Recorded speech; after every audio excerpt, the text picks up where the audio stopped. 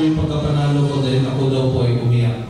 And on the championship night, di ko akalain na may surprise ulit ang Panginoon sa akin. He allowed me to win again, mga kapatid. Amen, mga kapatid?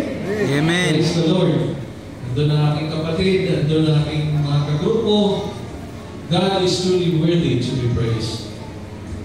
Sa unang panalo po, kasi baka may humingi ng balatot sa atin dyan, nabayaran ko ang maraming utang, napagamot ko si mama, nakabili ako ng maliit na lupa sa Taguig. Sa ikalawang panalo, yung lupa na aking nabili ay napatayuan namin ng munting bahay. Doon ang kami ngayon nakatira. Alam niyo po, pagdating ng pandemic, sabi ko sa sarili ko, buti na lang, hindi na kami nag-rent. May sarili kaming bahay. Malaking blessing talaga. As time goes by, I continued my music ministry with my singing group, Friends for Life. Ito po yung batch 2007. Kasama sila Sister Nenya Nagayabel, yung aking sister, Charlie, Joy. Friends for Life ay grupo ng mga inspirational soloists from different Seventh-day Adventist churches na pinagsama-sama na ang aming mithiin magpalagalan ng mabuting balita sa pamamagitan ng musika at i-encourage ang lahat na gamitin ang talento para sa gawain ng Panginoon. This was the time na wala po kaming sariling sound system. Pasa-pasa po kami ng mic. Kung ano pong sound system ang datna namin sa church, yun po ang aming ginagamit. Karamihan po sa batch na ito ay nagsipag-abroad, nagsipag-asawa. 2007, buwan ng Oktobre, kinausap ulit ako ng Adventist Medical Center or Manila Sanitarium dahil sila po ay magpa-fundraising sa Hong Kong. At hindi daw po nila kayang dalhin ng buong grupo dahil mahal na pamasahe, kaya yung leader lang po ang dinala nila. At ako po ay napaka-privilege na mag-solo concert sa Taiwan Church sa Hong Kong, mga kapatid, kung saan namit ko ang napakaraming OFW. At of course, kasama sa trip na to, ang makapapicture sa Disneyland. Pero yun nga, sa labas lang kasi mahal ang entrance. Pero doon sa Ocean Park, I had the opportunity na makapasok at doon ako nakasakay ng cable car na maliit pa lang ako, ina-ambisyon ko na yan. Habang ako'y nandun sa tuktok ng kabundukan, nasabi ko sa aking sarili, siguro kung ako ba'y singer sa mga sigalong bar, ay hindi ko ma-experience ang mga blessing na yan sa aking buhay. Amen, mga kapatid? Amen.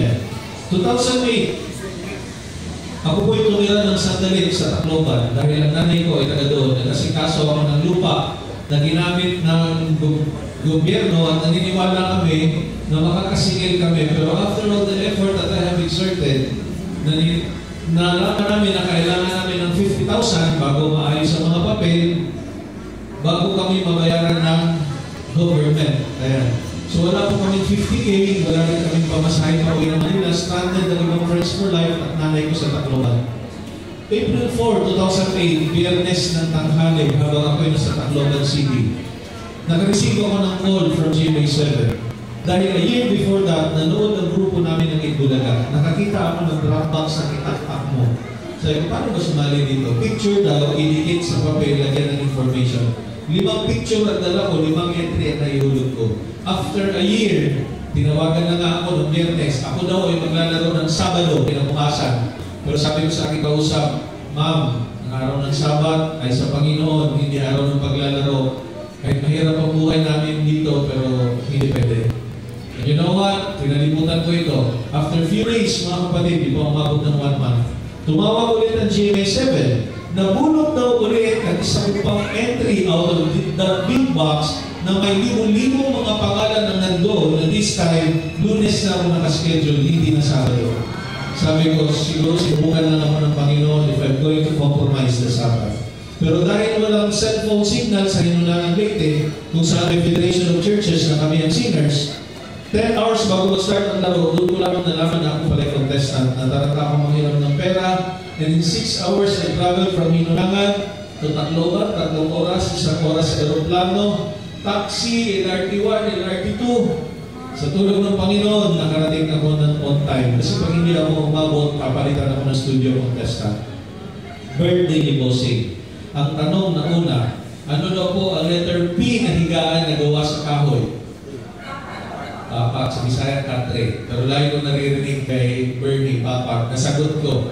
Ikalawang tanong, Tagalog na, ano ang P na Tagalog ng predicate na part ng sentence? Absent ako nun. Hindi ko alam. Pag-agurit pala mga kapatid. Hindi ko nasagot.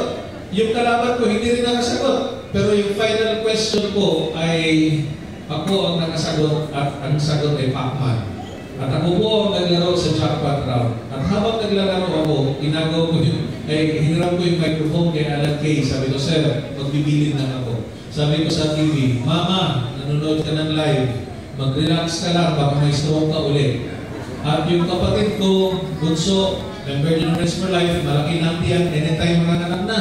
Sabi niya, Lord, sana manalo si Kuya, wala talaga akong pera sa aking pagpapanganak. And you know what? The Lord answered her prayer and my prayer as well. I thank God for the victory He gave. Alam niyo po, mabuti na nalo ako, bariya na lang ang natira sa akin, malayo ang Cubao to Taguig. Nanalo ako ng Lunes. Pagka Tuesday, sinugod na ang sister ko sa sanitaryo dahil naglilibor na. Tinanong ako ng admitting, may pambayan ka ba, brother? Pinakita ko ang check from GMA 7. What a timely blessing the Lord has given. Amen, mga kapatid? Amen. Amen.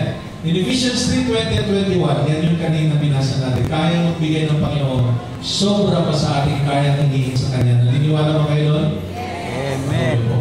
October 24, 2008, Biyernes ng gabi, Sabbath na.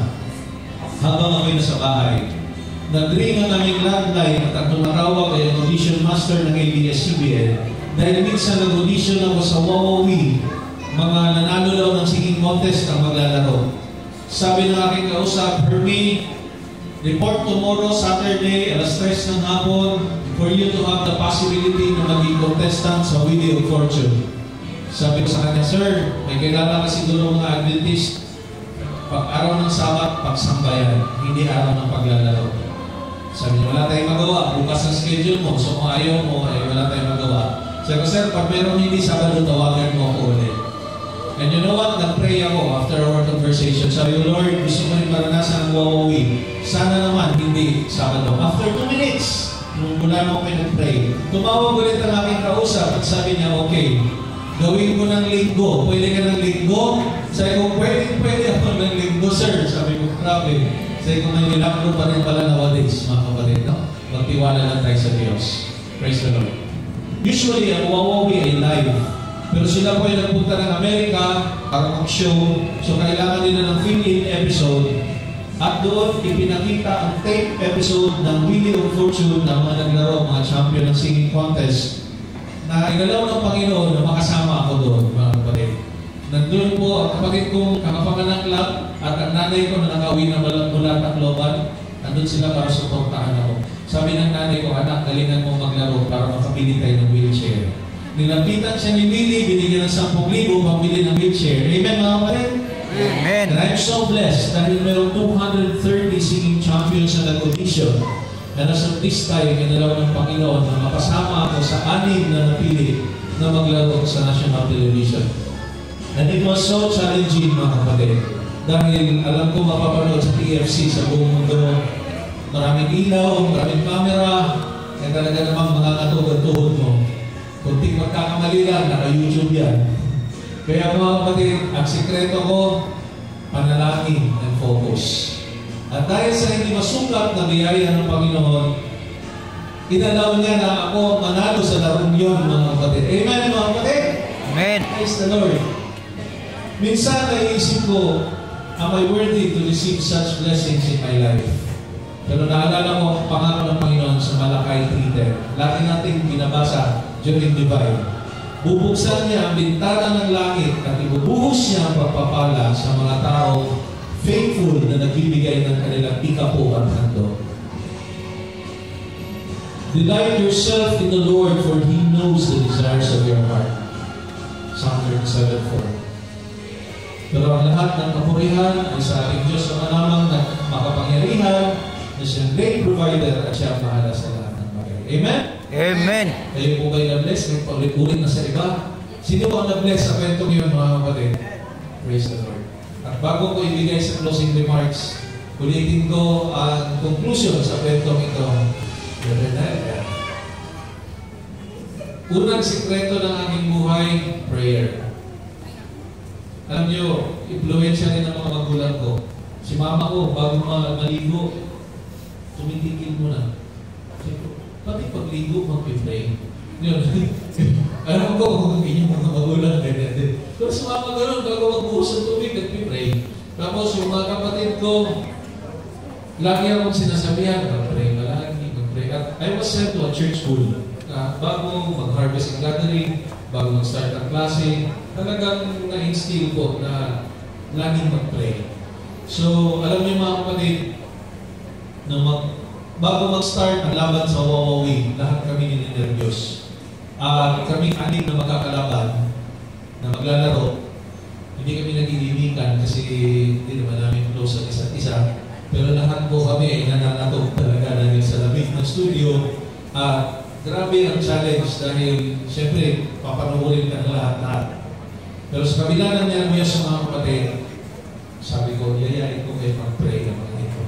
Sabi ko sa kanila, guys, gusto niyo ba mag-pray tayo?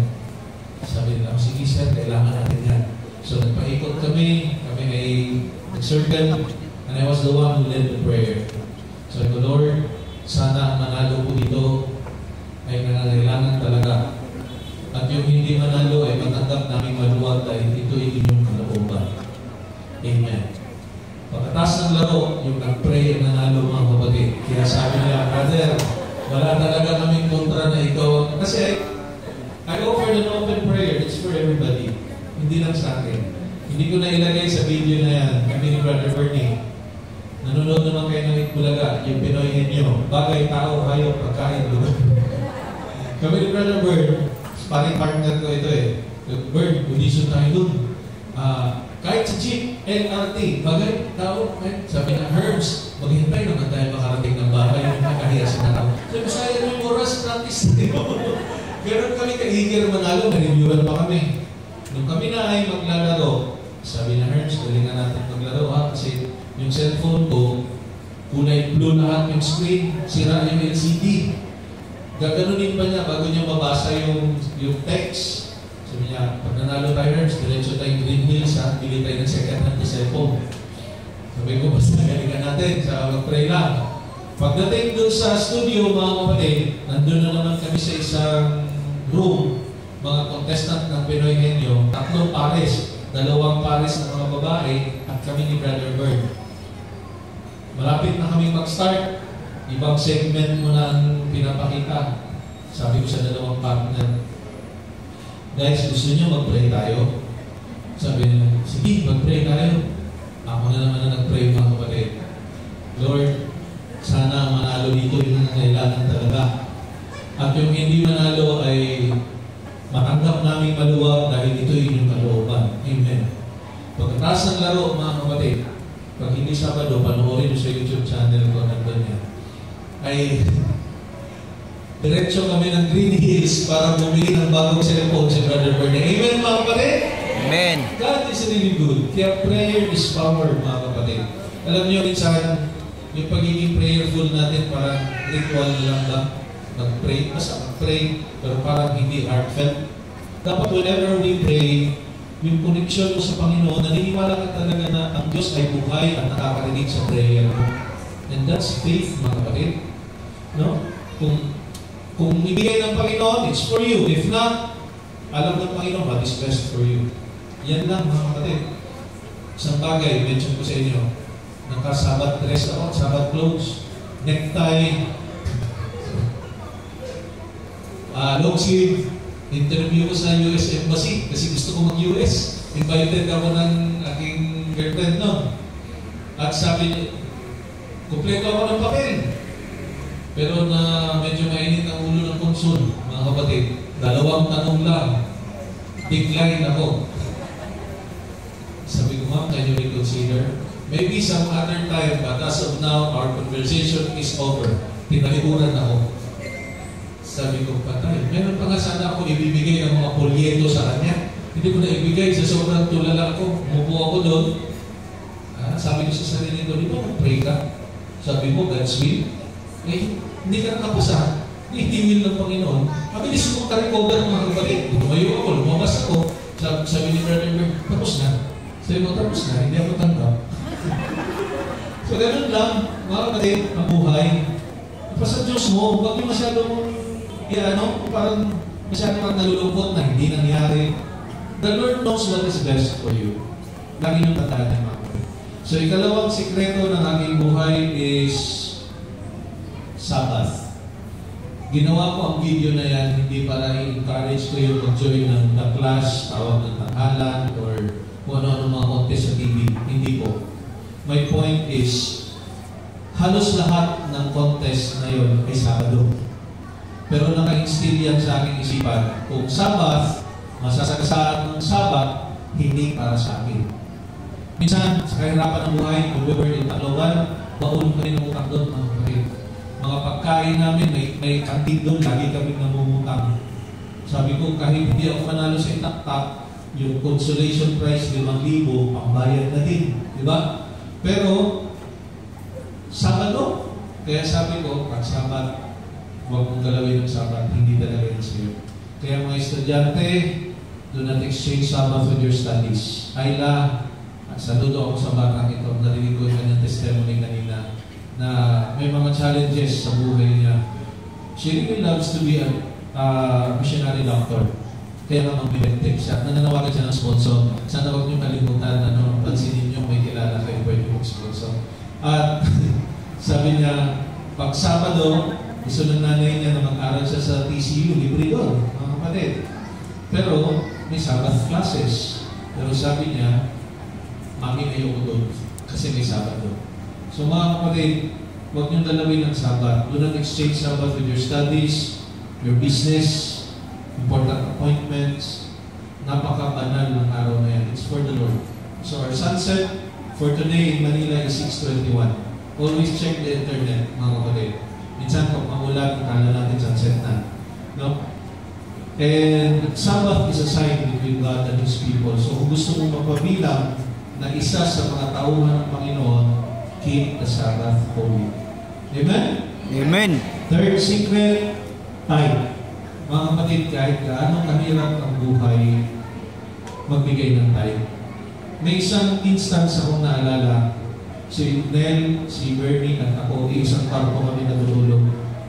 Tulog na silang dalawa. Ako nagko-compute pa ng time. Antok. Alam mo yung nagko-compute ka na antok. Parang paulit-ulit ka. Sabi ko, parang naguluhan ako. Sabi, bigay mo na nga lahat. Bakit ba masyado akong bookish kung magkano yung time? Sabi, ibigay ko. Ayan. Wala ko maraming pera mga, pero sabi ko, ibigay ko yan. Nung yung church na aming pupuntahan kinabukasan, ayaw magpanag-offering. Sabi nila, sorry Brother Herms, we discourage the offering. Kailangan pang hindi kami tumuloy dahil walang offering.